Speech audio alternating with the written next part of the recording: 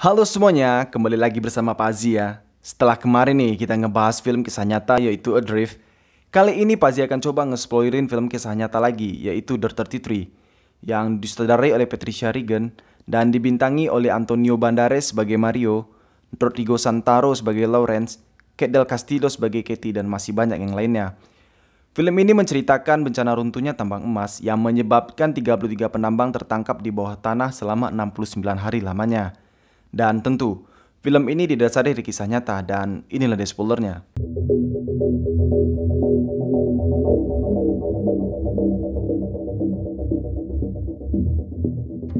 Di awal film kita diperlihatkan di mana para penambang yang sedang mengadakan pesta sembari memperingati pensiunnya salah satu penambang yaitu Mario Gomez. Mereka yang sangat menikmati pesta tersebut dikarenakan besok mereka harus kembali bekerja menambang emas. Dan keesokannya, bus pun menjemput satu persatu para penambang. Mereka pun tiba di tempat penambangan. Di scene ini, Luis Urzua sebagai pengawas lubang tambang melihat adanya retakan di dalam gunung dan langsung melaporkan hal tersebut ke pemilik tambang. Pemilik tambang yang tamak hanya menganggap itu hal yang biasa karena tambang tersebut tambang yang sudah tua. Luis yang bertanggung jawab akan keselamatan para penambang meminta pemilik tambang untuk memeriksa lereng gunung dan melihat kelemahan struktur gunung tersebut. Akan tetapi pemilik tambang tersebut menolaknya karena itu sangat memakan waktu dan otomatis penghasilan mereka akan berkurang.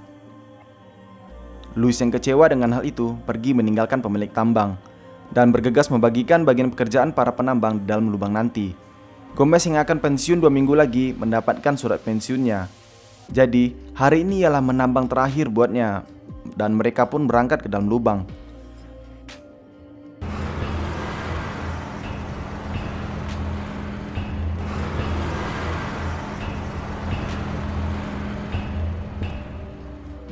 Mereka pun sampai di ruangan mesin di kedalaman 520 meter.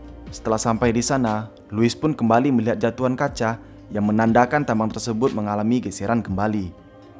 Luis pun melihat retakan yang sangat besar di dinding tambang tersebut. Dan benar saja, tak lama kemudian, hal yang ditakutkan Luis pun terjadi.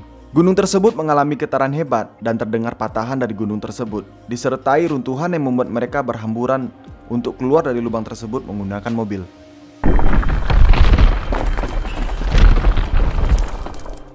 Luis memerintahkan untuk tidak naik ke atas karena yang di atas sudah pasti runtuh dan menyarankan untuk pergi ke tempat penampungan saja.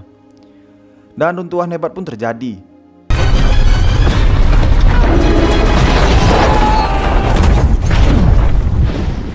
Sehingga membuat para penambang mengalami luka-luka.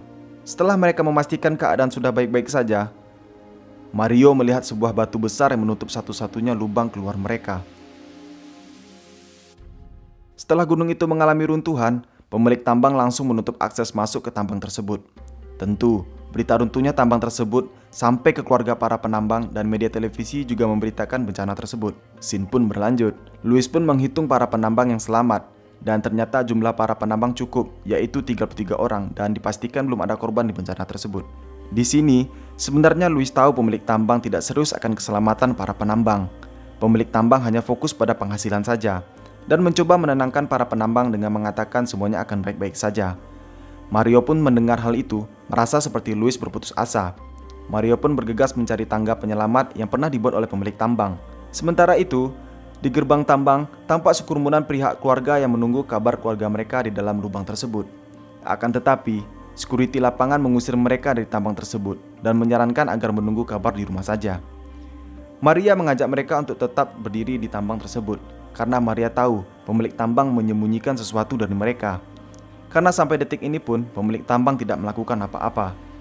Lanjut, berita runtuhnya tambang tersebut sampai ke Presiden Chili. Di sini, Presiden melihat tambang tersebut milik swasta, jadi pemerintah tidak berkewajiban untuk menentukan sikap di kejadian tersebut. Beruntung, Chili memiliki seorang menteri pertambangan bernama Lawrence Goldburn yang memiliki jiwa kemanusiaan yang sangat tinggi. Ia terus membujuk Presiden untuk menentukan sikapnya di kejadian ini. Sementara itu, di dalam gunung, Mario mencoba mencari tangga darurat dan mencoba naik ke atas. Dan teman-teman yang lain mencoba membuat suara bising, berharap ada yang mendengar suara tersebut.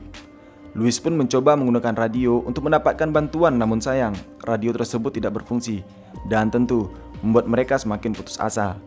Sementara itu, Mario dan Alec mencoba menaiki tangga tersebut, namun sayang, Tangga tersebut pun patah dan Mario tidak melihat ada tangga lagi.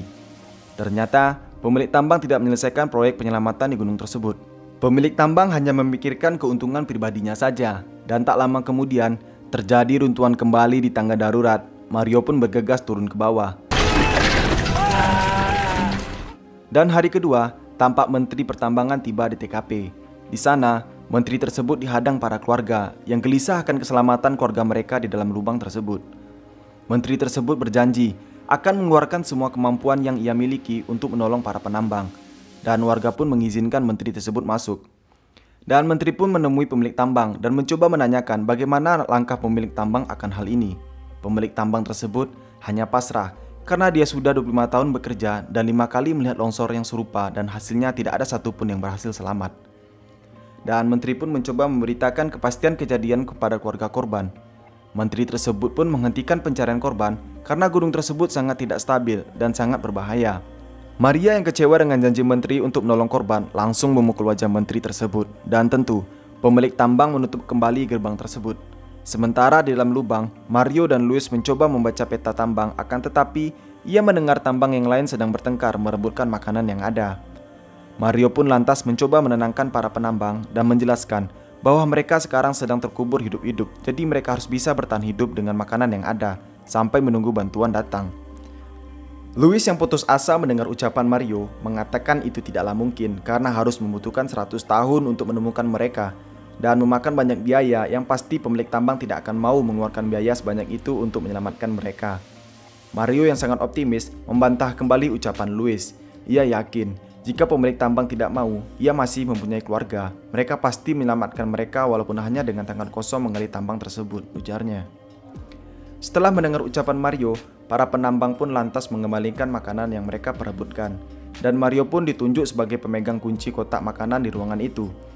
Sementara di scene selanjutnya, Presiden Chili yang melihat pemberitaan di TV mengenai upaya menteri menyelamatkan para penambang, memerintahkan Andre Sogard sebagai ahli pertambangan untuk membantu menteri tersebut. Dan Andre pun menjelaskan banyak hal mengenai kejadian sebenarnya di tambang tersebut. Ia menjelaskan bahwa ada 700.000 ton diorit yang menghalang menutup pintu mereka. Ukuran tersebut sangatlah besar, yaitu kurang lebih setinggi gedung Empire State. Jadi, Andre mencoba mengebor dari sisi belakang dan membutuhkan waktu 8 hari. Di hari ketiga, Mario sedang membagikan susu ke para penambang dengan seadil-adilnya, yaitu 1 hari sekali. Sementara di atas, warga yang tetap menunggu kabar melihat menteri mendatangkan alat pengebor, tentu itu membuat para warga menjadi sangat bahagia. Dan sedangkan di dalam lubang, para tambang membuat pencahayaan dari aki mobil, lalu mereka mendengar suara bor. Para penambang yakin bor tersebut hendak menyelamatkan mereka. Dan hari kelima, Andre terus mencoba mengebor tambang tersebut, namun sayang, bor mereka patah karena mengebor permukaan batu yang sangat keras dan mencoba mengebor di tempat yang lain. Di hari ke-8, penambang mencoba menyaring air agar bisa dikonsumsi dan mereka juga melihat ketersediaan makan mereka semakin menipis dan terpaksa membagikan tuna kaleng 1 sendok tiap satu penambang. Di hari ke-12, mereka sudah mencapai pengeboran yang diinginkan dan para penambang pun mendengar suara bor yang semakin mendekat ke arah mereka. Akan tetapi, sepertinya bor tersebut meleset dan semakin menjauh dari mereka, membuat mereka semakin kecewa. Beberapa hari kemudian, Mario melihat kaleng tuna hanya tertinggal 1 kaleng. Mario mencampur tuna tersebut dengan air agar menjadi lebih banyak. Mereka yang sangat kelaparan dan dehidrasi membuat mereka berhalusinasi. Mereka merasa didatangi orang yang mereka cintai, membawa makanan yang sangat nikmat. Di hari ke-16, Andre yang sudah putus asa menghentikan pengeboran dan hendak menghentikan pencarian. Menteri mencoba meyakinkan dan menyemangati Andre untuk lebih berusaha karena di luar sana banyak harapan yang ditujukan ke mereka akan keselamatan keluarganya. Dan Andre pun tetap kukuh ingin menghentikannya. Ketika di suatu malam, para warga membuat arak-arakan dan doa untuk menyelamatkan keluarga mereka di bawah sana.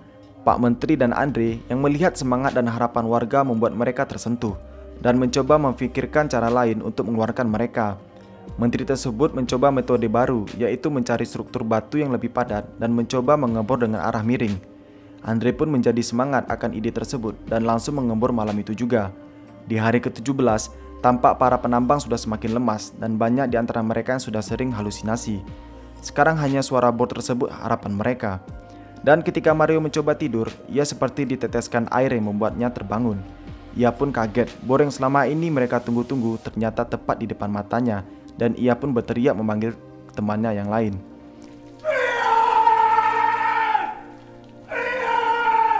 Mereka mencoba memukul-mukul bor tersebut.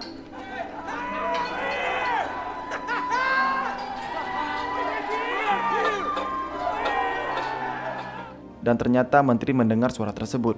Para penambang juga mengecat tambang tersebut dan meninggalkan pesan yang selama ini mereka persiapkan. Dan bor pun diangkat. Menteri melihat bor tersebut seperti dicat dan melihat ada sebuah pesan yang ditinggalkan para penambang. Dan pesan tersebut disampaikan langsung ke warga bahwa pesan tersebut mereka masih selamat semuanya. Tentu, itu menjadi berita yang sangat bahagia bagi mereka. Menteri pun mengirimkan kamera dan radio untuk berkomunikasi ke para penambang, dan mereka juga mengirimkan makan dan kebutuhan hidup selama menunggu untuk diselamatkan. Berita itu pun langsung tersebar ke seluruh penjuru dunia. Sekarang, permasalahan mereka ialah bagaimana cara mengeluarkan mereka dari sana. Karena mereka membutuhkan mata bor yang lebih besar untuk mengeluarkan mereka dari sana, tentu itu akan membutuhkan waktu yang sangat lama, setidaknya memerlukan waktu 3 bulan lamanya. Ditambah lagi, keadaan gunung tersebut sedang tidak stabil. Mereka takut jika mengebor dengan kecepatan penuh akan membuat runtuhan yang lebih besar dan tentu akan menguburkan para penambang itu hidup-hidup. 50 hari pencobaan penyelamatan para penambang. Masalah baru pun muncul. Mata bor mereka mengalami kerusakan diakibatkan tidak kuat menembus batu yang sangat besar. Ternyata, selama ini bor tersebut tertahan oleh besi penghalang sehingga bor tersebut tidak dapat menembusnya. Para penambang di bawah memiliki ide gila. Mereka berniat mengebom besi penghalang tersebut. Walaupun cara itu memiliki resiko yang sangat berbahaya yang akan membuat longsor dan mengubur mereka hidup-hidup. Para penambang yang sadar hanya itulah jalan satu-satunya. Mereka siap mengambil resiko apa yang akan mereka dapatkan. Setidaknya mereka sudah berusaha. Lalu mereka pun bergegas mengebom besi tersebut.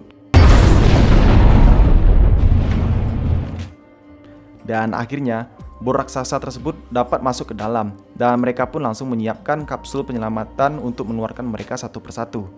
Dan pada akhirnya, tepat di hari ke-69, kapsul penyelamatan pun dimasukkan ke dalam lubang tersebut. Mereka berhasil mengeluarkan satu persatu para penambang dan dapat bertemu dengan keluarga mereka yang sangat setia menunggu mereka di awal kejadian sampai sekarang. Tentu, kebahagiaan ini dapat dirasakan oleh seluruh dunia. Karena pada saat itu, berita tersebut menjadi perhatian seluruh dunia. Seluruh para penambang tersebut sampai kini masih berkumpul karena mereka sudah menganggap satu sama lain seperti saudara sendiri. Dan film pun selesai. Dari film ini, Pazzi dapat mendapatkan pelajaran bahwa optimisme adalah rasa percaya yang menuju ke arah pencapaian prestasi. Tidak ada yang dapat dilakukan tanpa harapan dan keyakinan. Oh ya, agar Pazzi lebih semangat dalam channel ini, bisa langsung subscribe dan aktifkan notifikasinya agar tidak ketinggalan video terbaru. Dadah!